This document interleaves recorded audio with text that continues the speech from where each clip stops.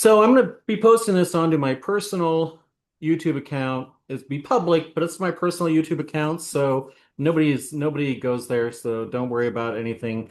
Um, Corky and Paul are both Sigma Nu alumni that Hmm. Paul was a year behind me. Corky was a couple years more behind me. I would like both of you to meet Robbie, who was class of 2004. Six. You're Six. close. I Hmm. always I always make you a little bit older than you are. So anyhow, Robbie, please tell these other two gentlemen what it is that you're doing, and I think there's some synergy, some connection that you guys could have here. Go. Yeah, so as of about 3 years ago, I left my job as a 16-year corporate tax accountant and manager. Um, and now I do historic preservation.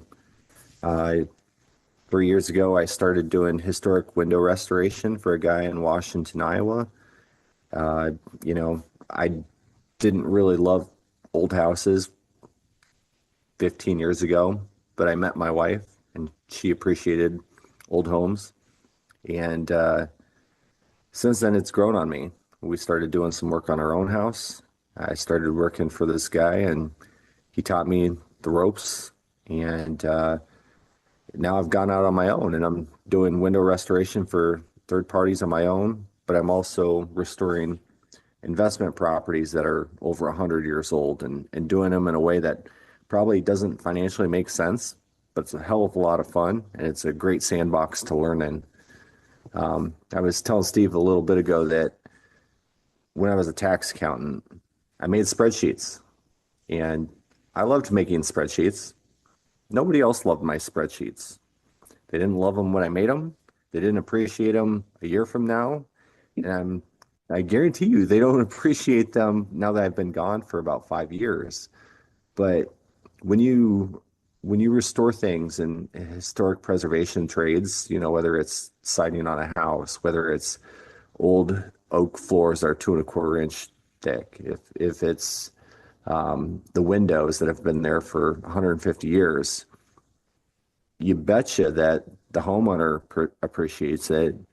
You betcha 10 years from now, after they sell the place, the next people appreciate it and they think about the craftsmanship and the quality and the care that went into making that restoration effort. So I've got a unique situation. My wife's a breadwinner. She has health insurance, that sort of thing.